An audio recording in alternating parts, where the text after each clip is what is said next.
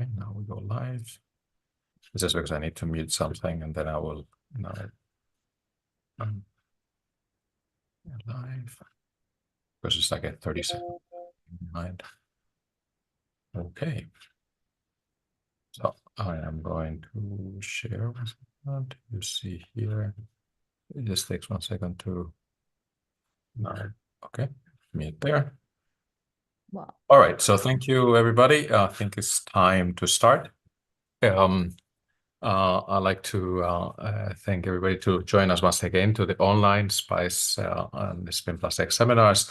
I'm Javier Novak together with Libes Mekiel, Angela Wittmann, and Karen Eversosite now in Duisburg in collaboration with the SPIN+X seminars. A collaborative research center in Kaiserslautern and Mainz, led by Martina Schliemann, Burkhard Hillebrands, and here in Mainz by Matthias Chloe.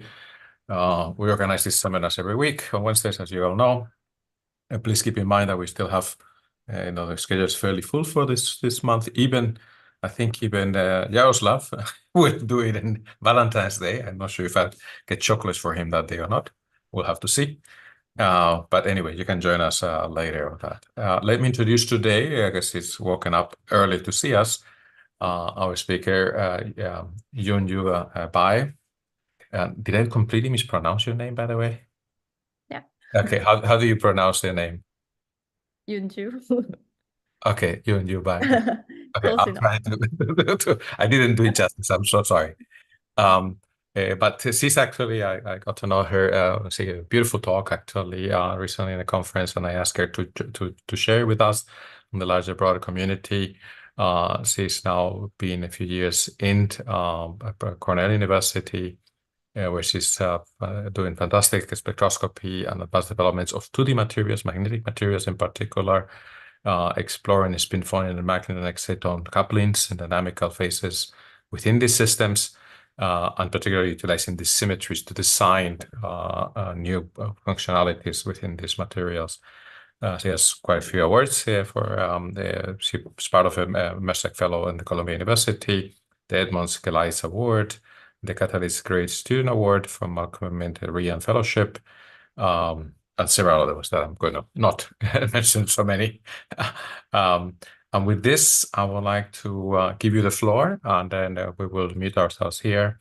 And please go ahead and share your screen with us, and then you can go ahead and start your talk anytime. Okay, perfect. We see you very well. Go ahead. Oh, no, sorry, you stopped sharing. Can you share again? Yeah. All right. Okay, perfect. Okay, great. Thank you so much for a kind introduction, and hello everyone, even though I don't see anyone out there, which kind of feels weird. But anyway, so today I'm going to talk about exciton coupled coherent magnons. And to kind of give you an update, I've actually just started my new job, which is an assistant professor at Cornell. So I'm actually 1 month into my new job, and I think it's been a quite interesting 1 month, and definitely the highlight was to work with my 2 graduate students, Cora and Nick. We just built our optical rack, and you can actually see our electromagnets sitting behind us. Yeah, so my group's research topic is navigating spin interactions using light, and this research topic is actually it's motivated from my postdoctoral work, which I'm going to share about today. So the big question that we're going to work on today is how are spins and excitons coupled in a magnetic semiconductors? And before I begin to talk about these big questions, I would like to answer why do we need to care about this question first. So historically, we've seen that when 2 things are coupled, we saw an interesting new physical phenomena that emerged from those 2 coupling. So for example, we've seen a Youn-Taylor distortion, which is really coming from the electron-phonon coupling in a system, such that if we have this perfect octahedral cluster, manganese oxide cluster, because of the electron-phonon coupling, what happens is that the electronic structure of the T2G and EG levels are changed because of this lattice distortion happening in the manganese oxide. Another nice example is the spin-Hall effect, which emerges from the spin-orbit coupling. And because the spin and orbital degree of freedoms are coupled, we see that when we flow a current into these heavy metals, we see the up spins going to the other directions relative to the down spins. And in addition to this fundamental interesting aspect of it, when two things are coupled, that means that we have an additional degree of control knobs. So for example, if we have a spin and exciton coupled systems, that means we can use excitons to control spins, or we can use spins to control excitons. And this is particularly unique in the applications of like quantum interconnects or hybrid magnonics, because we have optical access to spins because of the exciton aspects in the systems. So I hope that this slide motivates you about answering these questions. How are spins and excitons coupled in a magnetic semiconductor? So the system we're going to look at today is chromium sulfur bromide, which is both magnetic and semiconducting. So its magnetic structure is following. It's a 2D material, van der Waals type material, where each layer of the spins are polarized along the EZ axis, B axis, while the interlayer coupling is antiferromagnetically coupled, so that when we exfoliate this material down to a monolayer, it is ferromagnetic with EZ axis, but when we have bilayer, it's antiferromagnetic, and in bulk, it's also antiferromagnetic. And we know the material is also semiconducting. We've done a scanning tunneling spectroscopy to measure the band gap of the material, which is about 1.5 electron volts. And from photoluminescence measurement, we've also found the exciton energy at room temperature. It's about 1.25 electron volts. Okay. So because we're interested in this coupling business between the spin and exciton, what we're going to do is we're going to use an external magnetic field to control the spins in the systems. And we're going to monitor how the exciton respond to the external magnetic field by looking at the photoluminescence emission from the material. So here we're looking at a monolayer chromium sulfur bromide under external magnetic field. We know that the EZ axis we can spin polarize at around about 0.2 Tesla.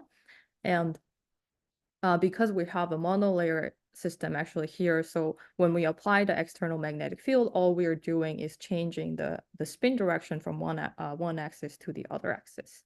So here, we're looking at the photoluminescence emission, and you can clearly see nothing essentially happens with an external magnetic field. But we've also done a polarization-dependent measurement, and we've seen the photoluminescence emission occurs only when the light is polarized along a specific crystal axis, and here the axis is B axis. So we know that the exciton here is very highly polarized. And actually, an interesting phenomena happens when we have a bilayer chromium sulfur bromide. When we have a bilayer system, we know the ground state is antiferromagnetic. So that at zero field, the system is in antiferromagnetic. And when we start to apply external magnetic field, the spins are polarized in the same directions along the EZ axis, intermediate axis, and hard axis. And if you look at how the photoluminescence emission changes with the external magnetic field, we can clearly see that there is an energy lowering happening. There's about 20 millielectron volts lowering in the exciton energy when we have a spin that's fully polarized along the same directions. And so it was really interesting that we can easily monitor the spin orientation in the system just by looking at the photoluminescence emission spectrum. So to understand what's actually happening in the materials, we've collaborated with theorists, Ting Chao's group at University of Washington, Seattle. So here we're looking at the electronic band structure that Kai Chen calculated. And that's because we want to understand the excitons in the systems. So we're referring to the electronic band structure of the chromium sulfur bromide. So here is a monolayer chromium sulfur bromide electronic band structure. And interestingly, the band structures are very, very anisotropic. So if you look at the conduction bands along the gamma to X directions, it's relatively flat. But if you look at gamma to Y directions, the band dispersion is quite large. And if you look at the crystal structure of the systems, we can kind of understand through the chemical intuition why that's the case. So along the gamma to X directions, there is a less of a covalent bonding occurring between the one chromium cluster to the next chromium cluster. Compared to the gamma to Y directions, there's a lot of covalent bonding happening along the gamma to Y directions. And that's because the orbitals that are contributing to the conduction bands are the dz squared, and then the orbital overlap between the dz squared in the chromium and then the py orbitals in the sulfur aligns much, much better along the gamma to Y directions. And because of their large electron wave function overlap, we're seeing a huge dispersion in the conduction band. And so my training is actually in chemistry, and so I really like to always think about stuff in a molecular structure. So here we're looking at a crystal field splitting of the chromium atoms in the structures.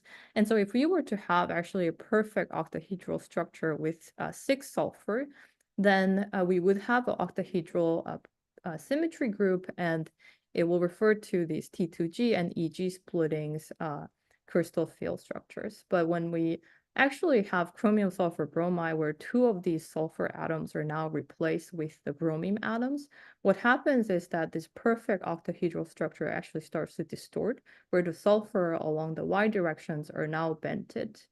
And as a result of this bending, the dz squared orbital in the system is stabilized. And that's why when we look at the orbital contributions in the conduction bands, it's mostly the dz squared participating in the conduction band. And the valence bands are mostly composed of the dxc, dxy, and dyz orbitals. So I thought it was quite nice to have this crystal field structure that I learned from chemistry, but also connected to the electronic band structures that we most often think about it in the solid state physics.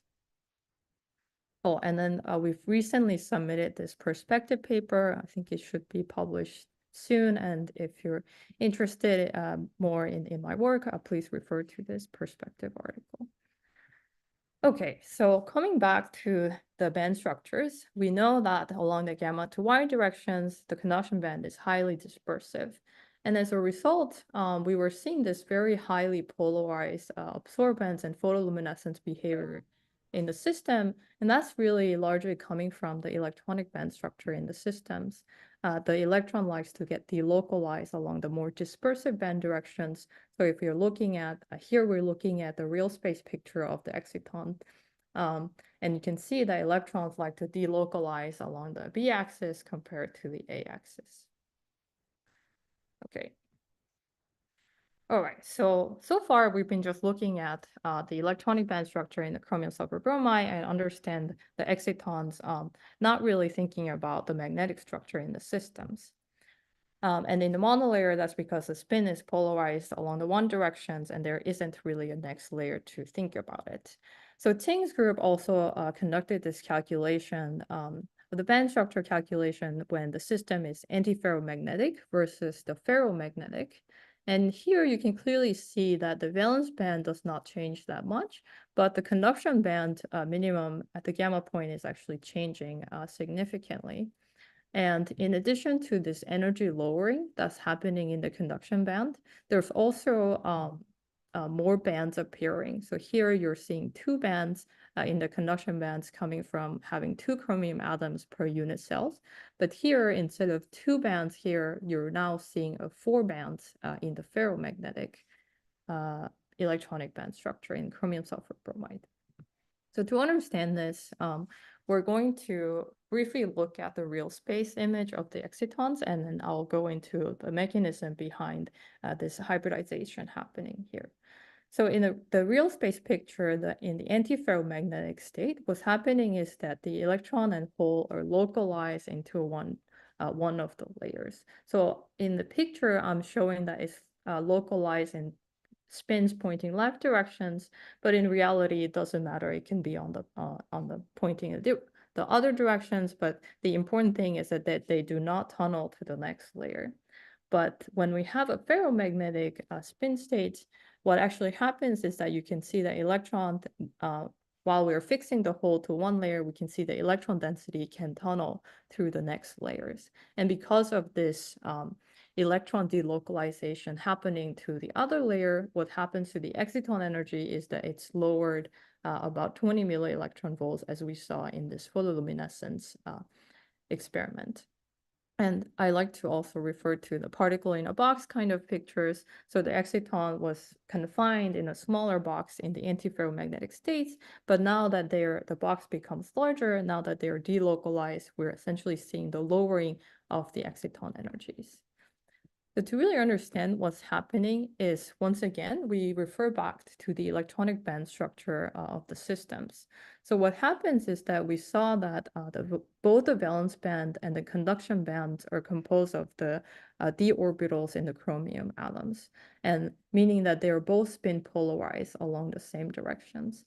But the other layer, which have, because the ground state is antiferromagnetic states, the other layer essentially spin is opposite. So the electron and hole are polarized along left directions in one layer, and as a result, they cannot hop to the next layer because they're spin forbidden to hop to the next layer. But if you look at the ferromagnetic case, now that their spins are polarized along the same directions, electron and hole can start to hop to the next layer. And as a result, in the real space, we were seeing the electron density that got much, much more delocalized to the next layer. And once again, I also really like to think about this picture in the orbital diagram. And for me, it's intuitive to think about how the electron is going to hop in the dz squared orbitals that's mostly contributing to the conduction band in the systems. So you can imagine that electron that was localized before because of the spin forbidden tunneling, that electron was in the antiferromagnetic state was localized in the dz squared orbitals in one layer, but now that they're polarized along the same directions, you can imagine that electron can now tunnel among all of these orbitals together. And as a result, these orbital-orbital hybridization results in the band hybridization. And so I like to think of it as like a bonding and anti-bonding concept that we're familiar with in the chemistry. And as a result, in the beginning, the antiferromagnetic state, we had two bands, but now that the two bands are hybridized together, we are seeing a four bands. Okay, and depending on the wave function overlap between the layers, that's going to determine how strong the electron energy lowering is going to be. And in chromium sulfur bromide, we are seeing about 20 millielectron volts lowering. Okay.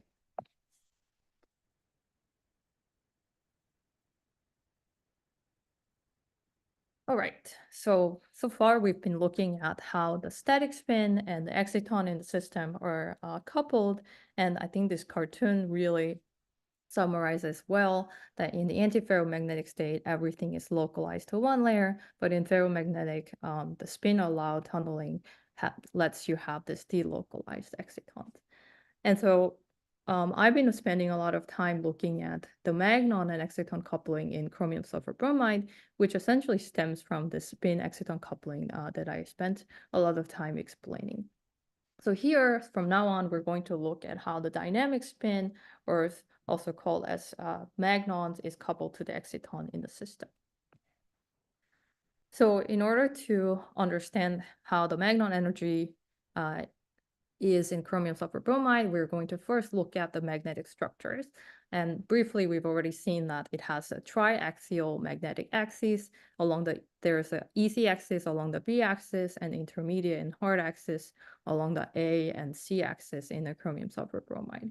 And because of this triaxial magnetic anisotropy in the system, we have two non-degenerate Magnon energies at zero magnetic field, having the anisotropy terms AZ, having AZ as the largest, and then we're setting the easy axis AY equal to 0. Then we have two Magnon modes, one's optical and the other is acoustic modes. And because of the triaxial anisotropy, once again, we have a non-degenerate energy levels for optical and acoustic modes in chromium sulfur bromide. So we can actually measure the energy of the optical and acoustic modes using the magnetic resonance spectroscopy. Here, we're essentially sweeping the microwave frequency between 1 to 40 gigahertz, and we fix at one frequency and sweep the external magnetic field. And only when we're at the resonance peak, or when we are resonant with the spin precessions, then we see absorption peak, and we can quantify the energy of the magnons at different external magnetic field. So as you can see, the magnon energy is quite low in chromium sulfur bromide, mainly because the interlayer exchange coupling is quite small in the system. So even though the system is antiferromagnetic, we have a relatively small magnon frequency, which is about 0.1 millielectron volts. And we can essentially do the same experiment, but instead of using a microwave frequency, we're using an optical frequency, and we can identify where is the exciton resonance peaks in the systems. And that we have multiple peaks here coming from having a large oscillator strength combined into a few layers, essentially creates a cavity. So we have also exciton polaritons in the system.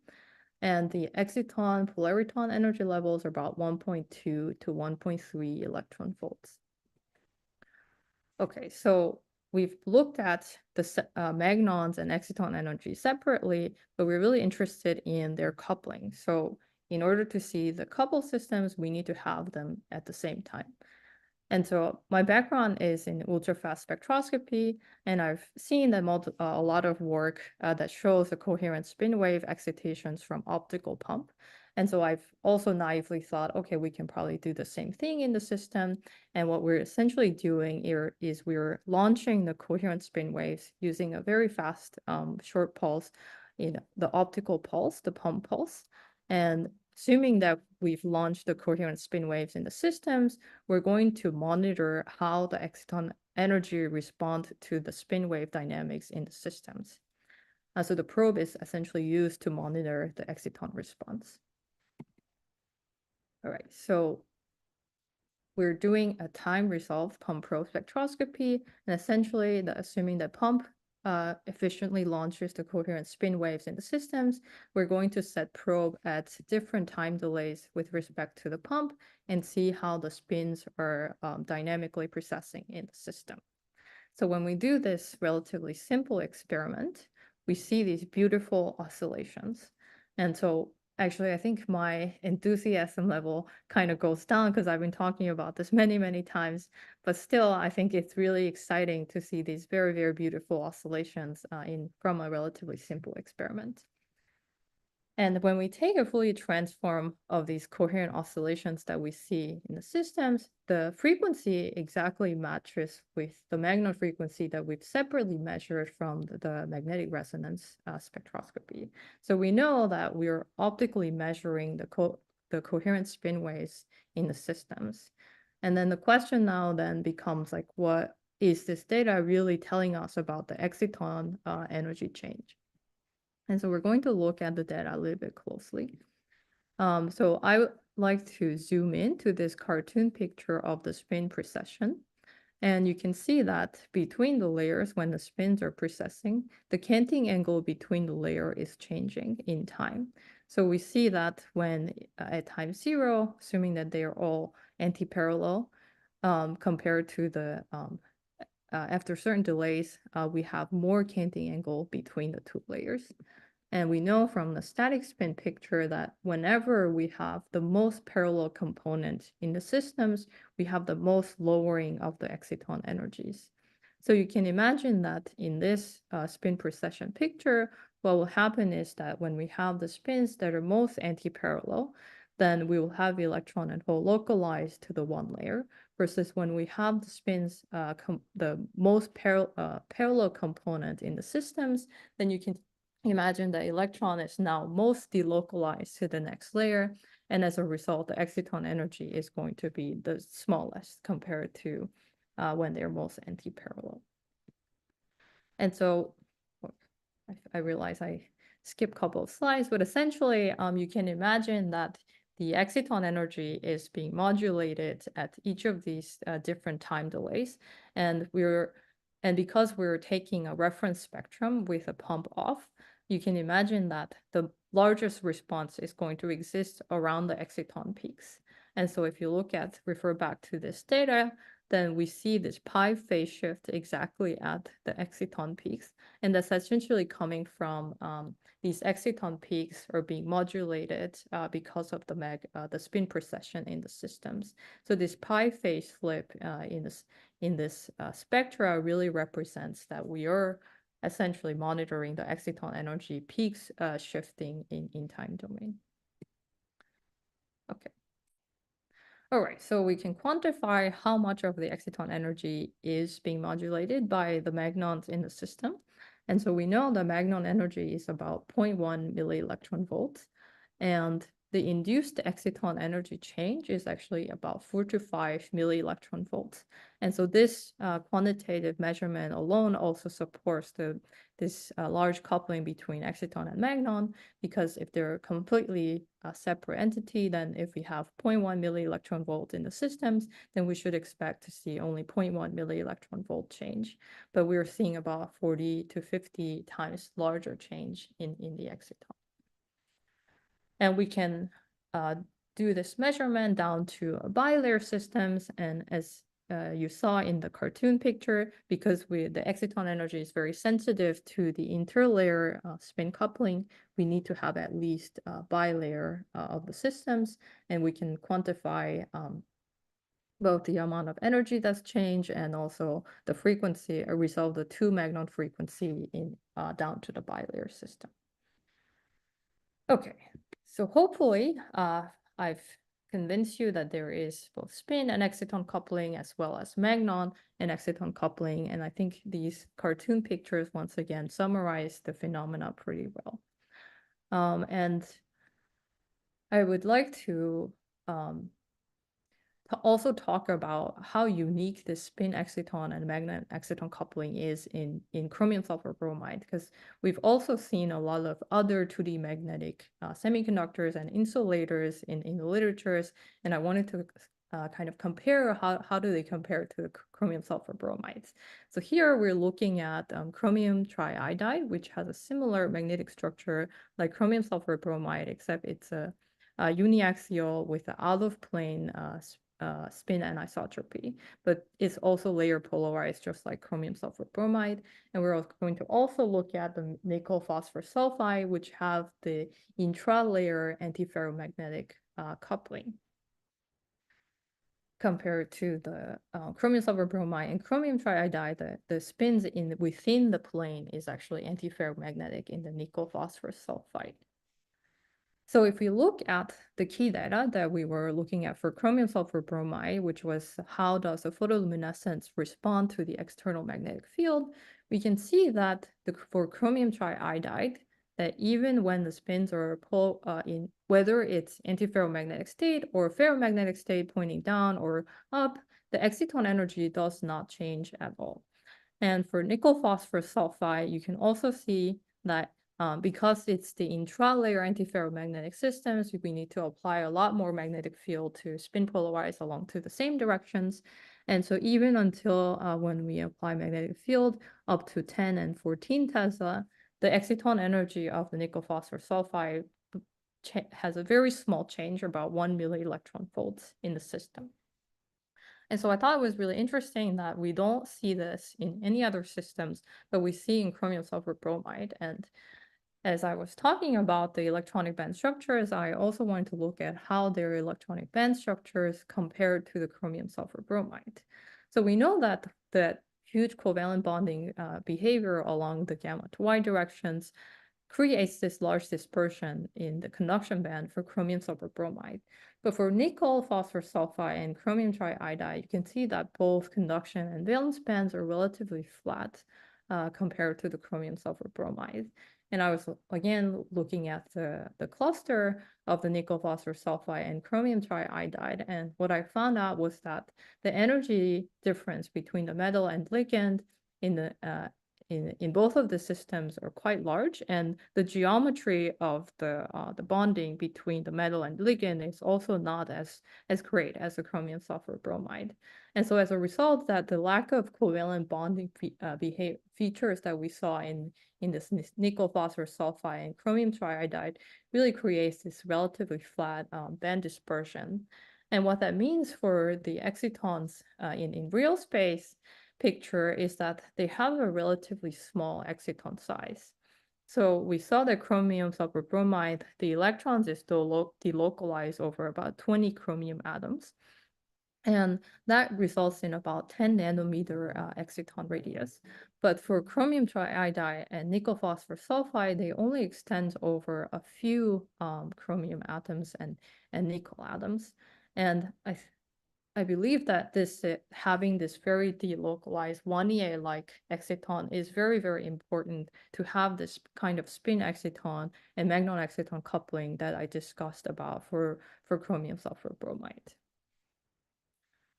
Okay, so once again, I think it's very unique to have this kind of couplings in chromium sulfur bromide, unless in the future, if we were to synthesize more covalently bonded magnetic semiconductors, I think these couplings might become a more universal features.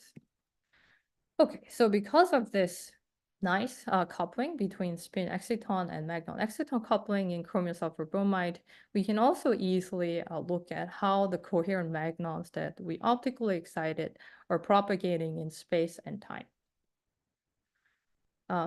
Okay, so the experiment that I've so far discussed about was when the pump and probe beams were completely overlapped in space, and we were just essentially varying the time delay between the two beams.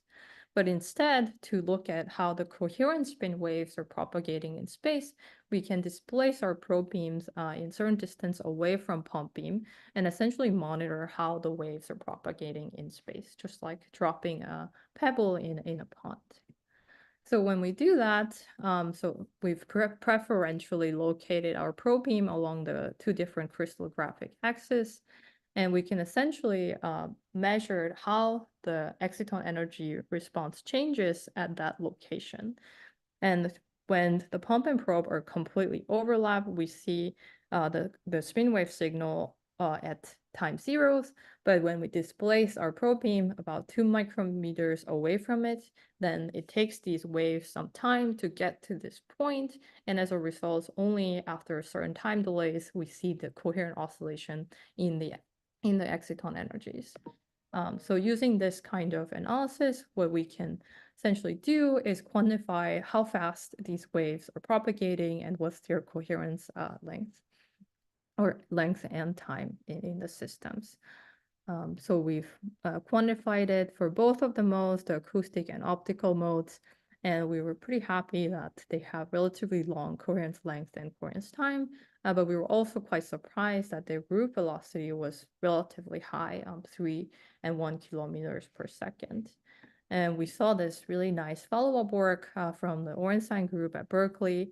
They were essentially doing the similar experiment, but instead doing the entire area, and they were able to identify that it's really the dipolar interactions in the systems that's giving this high group velocity in the system. So even if the chromium sulfur bromide has antiferromagnetic magnons, they're propagating is essentially like ferromagnet system, that it's the dipolar interactions that really governs the propagating nature of the spin waves. All right, so going back to this, how are we launching these coherent spin waves through, using the optical pump?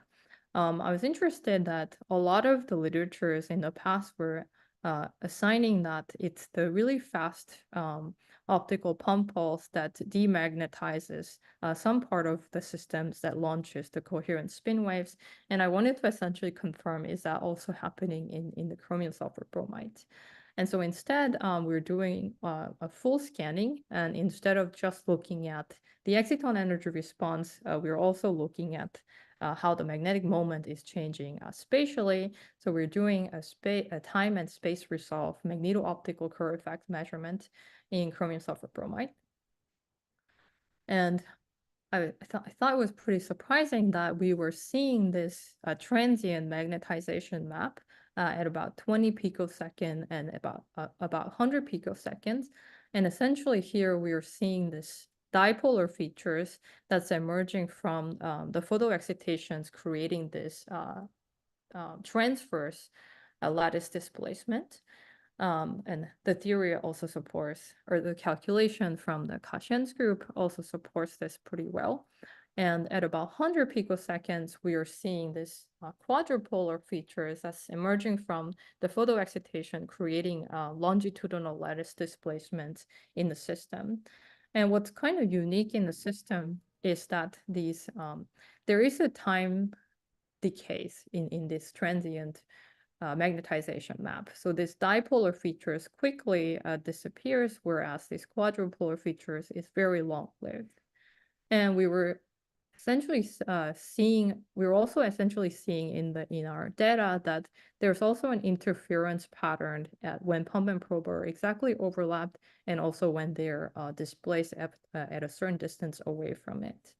And because of that fast decaying transient magnetization map, and we were thinking that in addition to this laser excitation creating a demagnetization field that creates a coherent spin wave, that's why we have quite a lot of amplitude at close to time zero. There's also this transient strain fields in the system that's launching another coherent spin wave. So we actually see these beating maps, and so if we take the FFT, the peak is slightly shifted from the initial launching. And those two have slightly different phases, and so we see the beating pattern at certain times away from it. And so we were thinking that in addition to that demagnetization field, there's also a bit of a slow launching induced by the transient strain field, and that's essentially coming from a large magnetoelastic coupling in these 2D magnets. So generally, compared to the 3D magnets, where you have 6 neighbors, in 2D magnets, we now only have 4 neighbors. And I think it's more prone to have this lattice displacement in 2D magnets than compared to the 3D magnets. So we were attributing this slow transient strain fields to the slow launching from the transient strain fields to come from a large magnetoelastic coupling in the 2D magnets. Okay, so hopefully I've convinced you that there's this unique coupling, the spin-exciton and Magnon-exciton coupling in chromium sulfur bromide. And particularly, I think Magnon-exciton coupling is quite interesting because we can couple this very, very low energy Magnon modes to very large exciton energy in the system.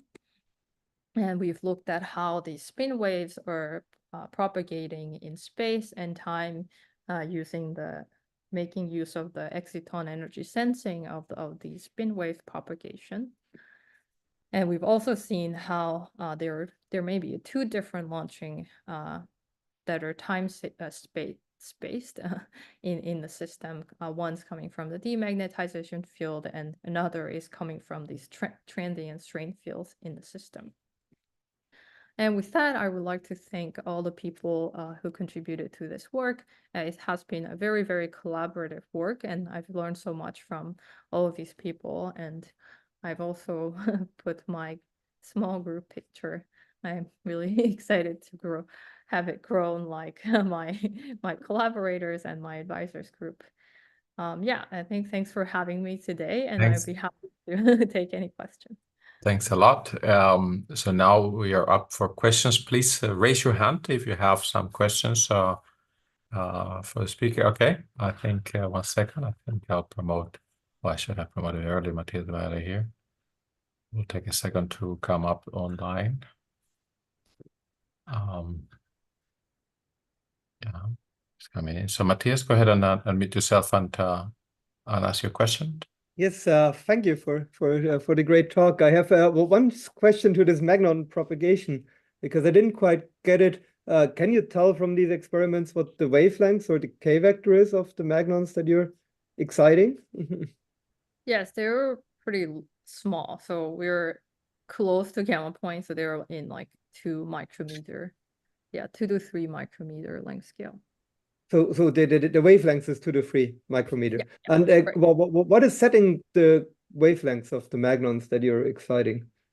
Yeah, so we think it's the spot size. The optical spot size is going to be the limiting factor for K. Yeah. Okay, thank you. Okay, excellent. Ali Reza, go ahead and ask your question and mute yourself. Yes, hello. Thank you for your nice presentation. I have just a couple of naive questions. If you can explain in simple language, not really experimental language, what is the microscopic mechanism that interact magnons with excitons? Is it a direct dipolar interaction or exchange interaction? Yeah, so actually we when how do I explain this? So essentially what's happening is that we think of spin waves as the spin canting angle is changing. And as the canting angle is changing, the electron hopping term is changing. So in like a Hubbard like tight binding model, it's the the hopping term that's changing, and that contributes to the exciton energy change.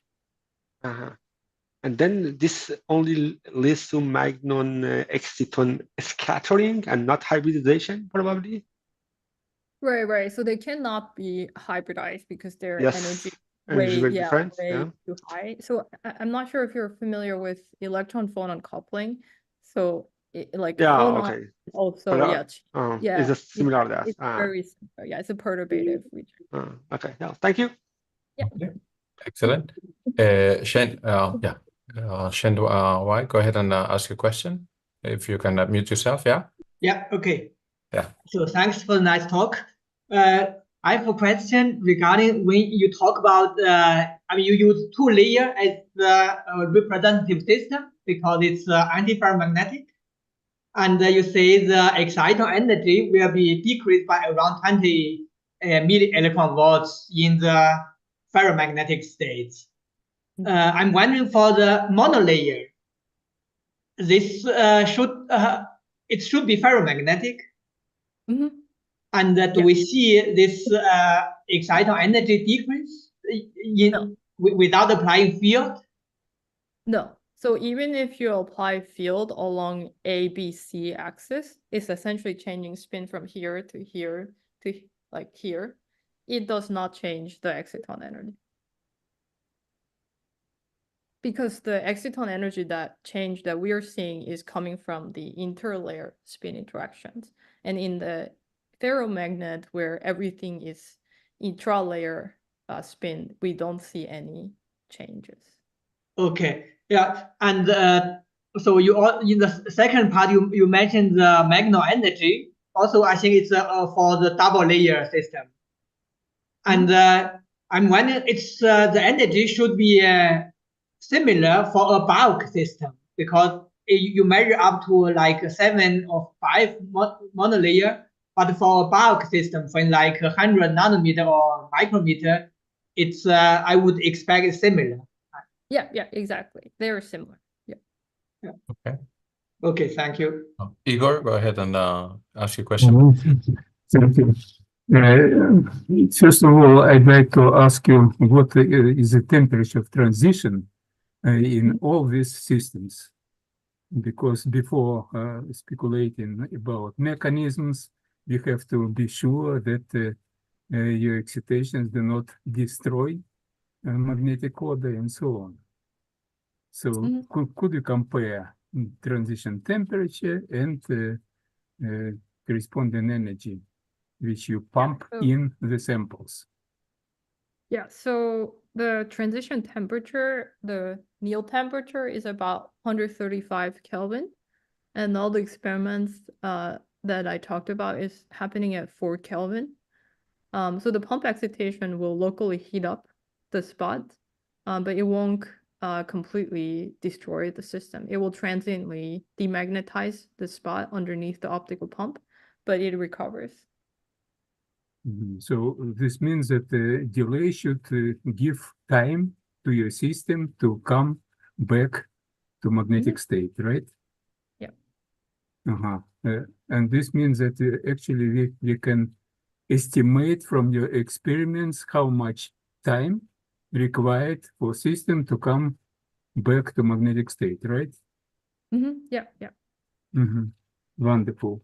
Then I have also a question about size of clusters which you have shown, and how it was found out that it's mainly this size of cluster.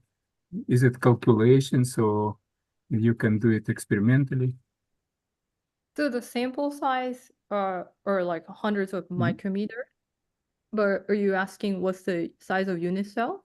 No. I'm asking about clusters which you've shown on your pictures.